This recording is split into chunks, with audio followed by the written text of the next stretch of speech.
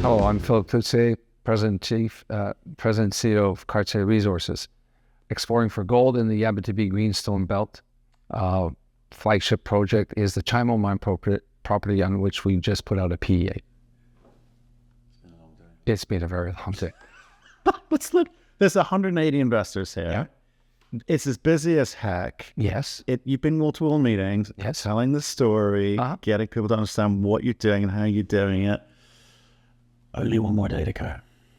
We can do this. We can do this. And it's, you get a lot of meetings like this because there's a set mood.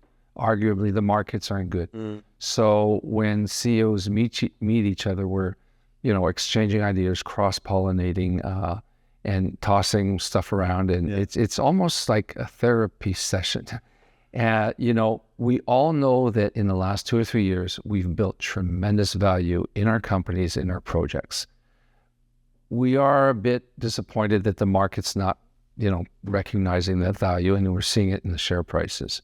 However, we know what our projects can continue delivering, and there's that gray box. How are we going to get through this storm? And it's only by, tossing around ideas and meeting people and exchanging on, reminiscing on how this individual got through this crisis and so on and so forth. That's what I like about these meetings. I've learned a lot because there's lots of new business models, but we should stick with you, right? Because we've looked at your project. We think it's a very good project, and I don't think you're getting value for it, but we believe you're doing things the right way. Okay, so I will say that in your favor, but it's small, right? And it's not because of what you've done. It's just because of, that's what's happened in the market at the moment. But what you've got is good. So on the table, there you go. Yep. I'm sort of intrigued to hear about the kind of conversations that you've had, or conversations that you've listened into on stage or elsewhere, where says, well, do you know what? Actually, our project's better than their project, but they've come at it slightly differently. Yeah. Are there things that you have learned, or things that you want to at least consider in terms of the way that you present the information to market? Absolutely. Some are using the gold price angle. Some are using the jurisdictional advantage angle. Right. Some are using, hey, we're taking this market low as an opportunity to paper engineer our project and exploit the opportunities and upsides that we didn't do in our first pass PEA or feasibility. And it's enlightening. You take the notes and you say, okay, when I get back home and I sit down with the team, we're going to try to build this in our strategy moving forward. Those are the sorts of takeaways. And yes, I'm not saying there's about 24 ideas, but there's always one or two that fits your story that could make your story even better. And it's not cosmetic. It's really practical to the play. Yeah, because I kind of agree with that. I mean, I'm intrigued to see what you guys come up with, because I think if we look at the assets, fundamentally, these are, you've got the kind of size component there. We started the economic study phases as well, so people understand what they could be. Now, clearly, I think as inflationary numbers start dropping off, I guess those numbers look a little bit better. Margins improve as well. But you're going to go through those phases technically. But it's this kind of, I guess, softer stuff, which I've seen some great stories out there. Yeah, I've also seen some desperate stories out there. Yeah, people, desperately trying to get lithium in the conversation somehow for some reason. Yeah, well, okay, the good stories that are not getting properly evaluated, that's one thing. Yeah. And how are they gonna position or bring the story back to the market? Yeah. That's one thing. Desperate stories, they're grasping sometimes, and it is in their reaching out that they actually come up with some really innovative twists. Yeah. In desperation, in that zone of non-comfort, they are willing to envisage change in a different way. Because one of the problems in our industry is we stick to our comfort zone. We keep doing the same things the same way, and then we expect different results. And that's wrong. And honestly, this type of show confronts you with opportunities. Listen, it doesn't make the stock price better. Yeah. But it provides you a view of how you could make your project more appealing or how you can craft a story and land it to a different audience or even a better audience the next time around. Yes, that's funny. That's funny anecdote. I did an interview on stage with someone, and I think I'll put them in a desperate category. I said, we talked about economic studies. Yeah, we're going straight to PFS. I went, yeah, direct reaction. And I went, okay. And we talked about that. I won't go any further into that story. And then we're speaking to a multi-billion-dollar gold producer at the moment. And the CEO had watched that interview, and he said, yeah, I saw that interview. The man's a fool. You don't do that. You've got to do things the right way. So this is someone who's built a mine, producing gold, making money, going, there are no shortcuts. If you do, you're going to fall over. Absolutely. Right. And there's two things about going from PEA to straight to feasibility or feasibility, thinking that you're impressing the market. First of all, if you're going from PEA to feasibility, you're telling the market, my story can't grow. So I now have to bankable feasibility it. And a lot of these exploration stories can continuously grow. So why cap the blue sky with a feasibility study when you can still grow the footprint? Because that's what the seniors want. It was enough for them at one point to buy potential mines. Recently, they say, no, we're buying mines in production. Now I think their sights are, where's the next mining camp? Not just one mine, but can this thing grow from 3 million to 7 or 10 million ounces? Let me have can I see a 15 to 20 year game plan here? So that's why that multi-billion-dollar company probably says he's a fool. You don't cap your blue sky, especially not in the exploration world. And but our main concern is there's a lot of juniors out there, right? And a lot of these juniors are treating the market like an ATM. They keep going back for small amounts, doing small projects or small programs and producing small results. And that's not what the market wants anymore. They want really, hefty incrementals.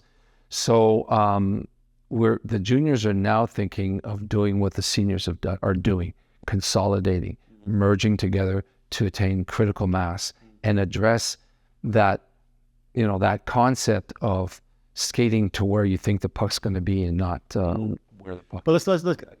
I agree with everything you're saying, and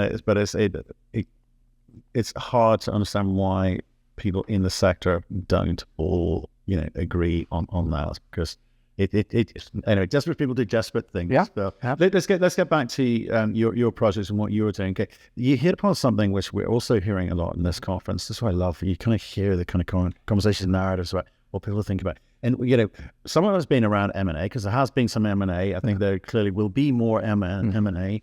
But there's a lot of talk around JVs too, as a means of getting through the markets, transitioning to a better place. That is the hope, anyway. Now, I think sometimes it works, sometimes it doesn't. Sometimes 2 shit companies equals 1 shit company. That's right. Right? Yep. So you've got to be careful. But for you, in terms of those options that you're looking at, I get you've got come up with some ideas, but you've got a big project already. Yep. You're in quite an interesting area, part of the world. A lot of big names, a lot of big operations, a lot of big infrastructure, a lot of processing. And do you see anything, well, in the short term, anyone coming in and just hoovering up a bunch of companies where you are? Because it's prime land.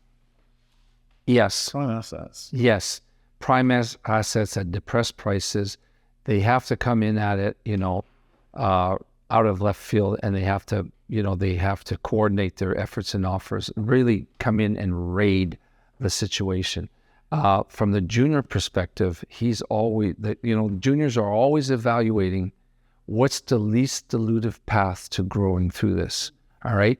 The common denominator is always going to be dilution, whether you raise capital, whether you joint venture, whether you vend a part of your project or a royalty or a stream. It's inevitable. You're just measuring what is the least risky or the highest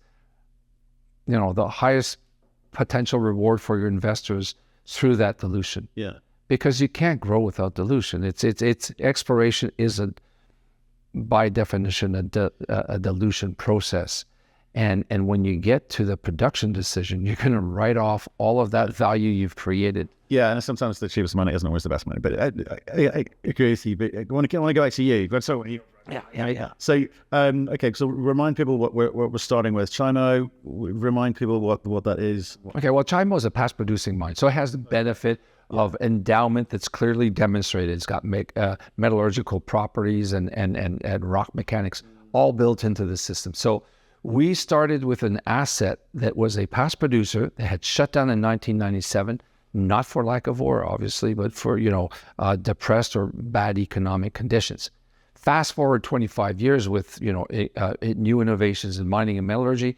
We were actually told when we were building the exploration program to build into that program the new metallurgical and new mining methods into the outcome, which we did. And fortunately for us, we had Agnico to sponsor that. And because they came in and sponsored the adventure, we were very popular. We raised $15 million in 2017, and that got us to where we are today. Arguably, the economic landscape has changed, but we've grown with that landscape.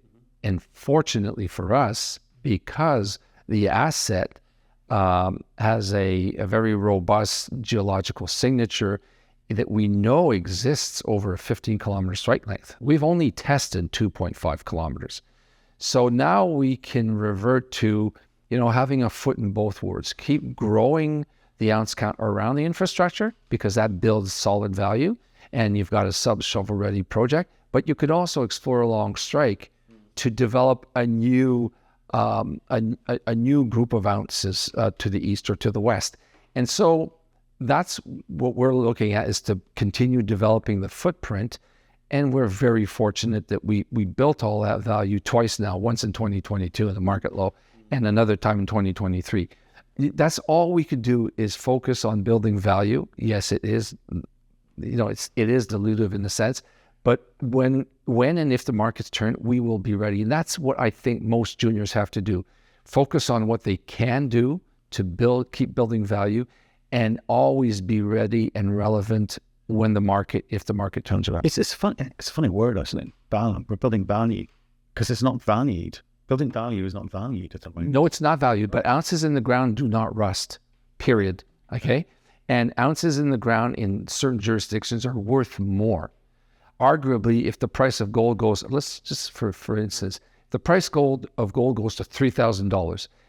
Every project that has, built value or built ounces on the Cadillac Fault in the Abitibi, proximal to infrastructure and qualified workforce, with a proactive fiscal regime that the Quebec government offers, well, they're set to capture value more rapidly than a project that is remote in a jurisdiction that is politically unstable. So the preparation, the groundwork where our asset is, the Chimo Gold Mine project, is increasingly and more ready for that new economic landscape. And that's what I like. And that's why I'm encouraged. And then, I'm kind of disappointed that share price is where it's at, but I'm encouraged that our project can continue to grow. If money was on the table tomorrow morning, well, we're not at a loss for targets. We can drill this thing east, west, and at depth.